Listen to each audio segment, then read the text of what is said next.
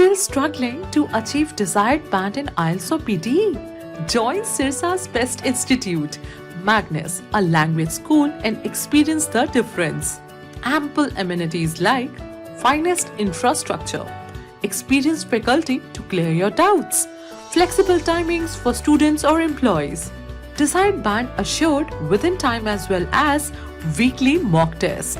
What are you waiting for? Book demo class today. Magnus Immigration and a Language School.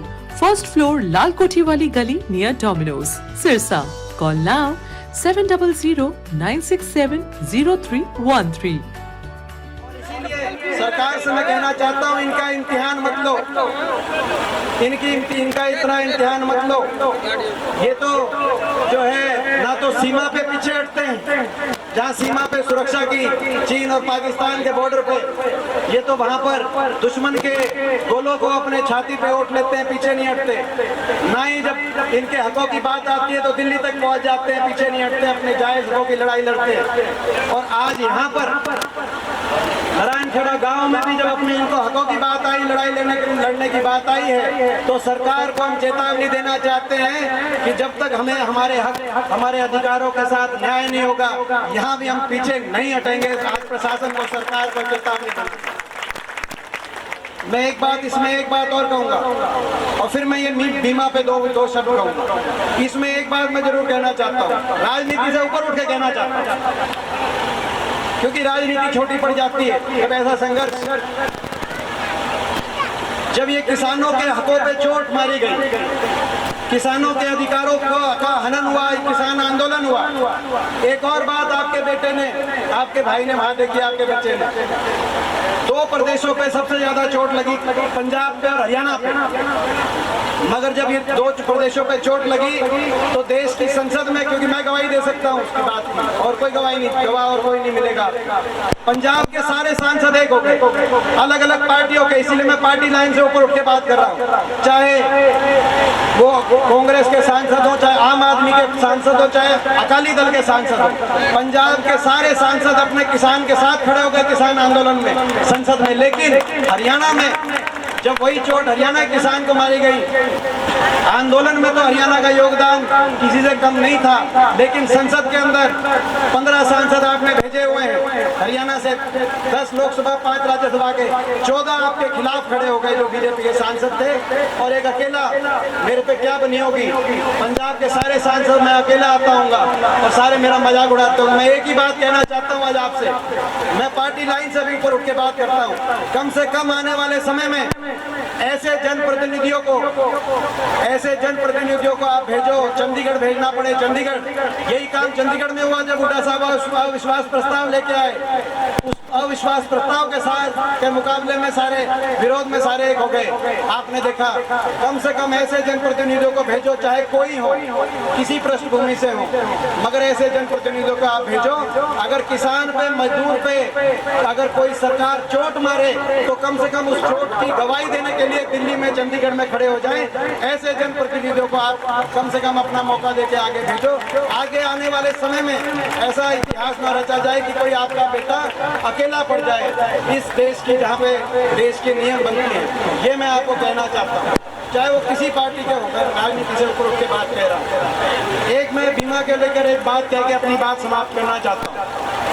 ये जैसा बताया गया कि 641 करोड़ रुपए का बीमा पेंडिंग है, 272 गांव का 641 करोड़ रुपए का बीमा 2022 की खरीद का। एक प्रश्न लगाया था संसद में, एक सांसद ने प्रश्न बीमा पे मेरा भी लगा हुआ था, लेकिन उत्तर उस सांसद का, दूसरे एमपी का आया कि भाई कितना ये जो कंपनियां हैं ये किसान से कितना टोटल प्रीमियम, किसान और सरकार से कितना प्रीमियम ले रही है और कितना मुआवजा दे रही है, कितना क्लेम दे रही है। 2022 के सीजन की मैं बता रहा हूँ आपको, 2022 पहले पूरे सीजन की 2022 में इन कंपनियों ने, पूरे देश की बता रहा हूँ पहले, फिर हरियाणा की एक बात बताऊंगा।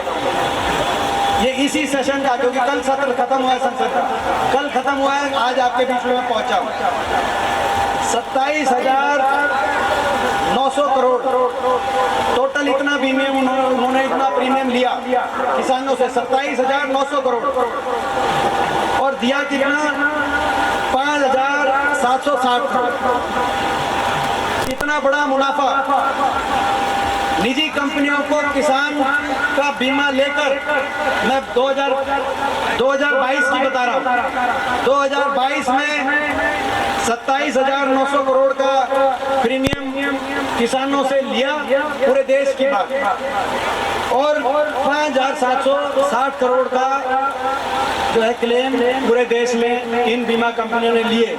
मैं नहीं समझता कि हिंदुस्तान में इससे ज्यादा लड़ाई लड़ रहे थे हम लाभकारी मूल्य की, मगर बीमा कंपनियों से ज्यादा कोई लाभकारी या कोई प्रॉफिट किसी कंपनी को इतना हुआ होगा जितना बीमा कंपनियों को हुआ। इसमें हरियाणा की मैं बताता हूँ, हरियाणा में 3 कंपनियों, ये ब्यौरा संसद में रखा है, ये बीजेपी की सरकार ने संसद में ब्यौरा, हर स्टेट के 3 कंपनियां हैं, रिलायंस जनरल, बजाज अलायंस और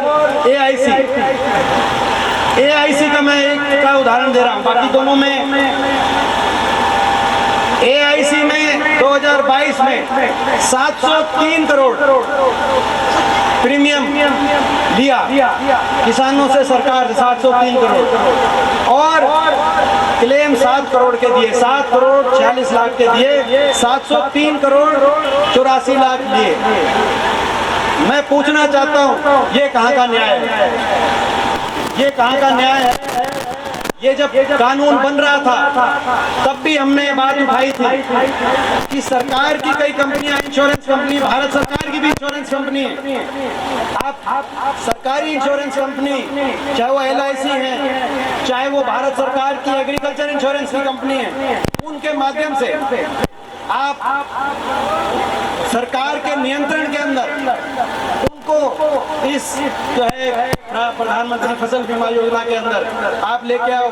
ये कहां का न्याय है कि 100 दिन किसानों को संघर्ष करना पड़ता है, प्रीमियम देने की तो तारीख निश्चित होती है, मगर क्लेम देने की कोई तारीख निश्चित नहीं होती, और किसानों को इतना लंबा संघर्ष करना पड़ता है। ये न्याय संगत नहीं है, इसके खिलाफ हम लड़ाई लड़ेंगे, विपक्ष के रूप में भी लड़ेंगे और एक किसान के बेटे होने के रूप में भी लड़ेंगे, संसद के अंदर भी लड़ेंगे, विधानसभा के अंदर भी लड़ेंगे, और प्रशासन कान खोल के दोबारा सुन ले। आखिर में धरने को समर्थन देते हुए जिसका धरने पे पूरा योगदान रहा है, मुझे बता रहे हैं कि भाई जो हमारे पंचायत है, जो सरपंच साहब हैं, उनका भी बताया गया, वो भी पूरा इसमें मदद कर रहे हैं। बाकी आसपास के सभी गाँव इसमें पूरी तरीके से धरने में अपने, ये एक बार ये पीछे हो जाए भाई, आसपास के सभी गाँव इस धरने में पूरी तरीके से अपने अपने योगदान कर रहे हैं। जो इसमें योगदान कर रहा है, मैं उन सबका धन्यवाद करना चाहता हूं।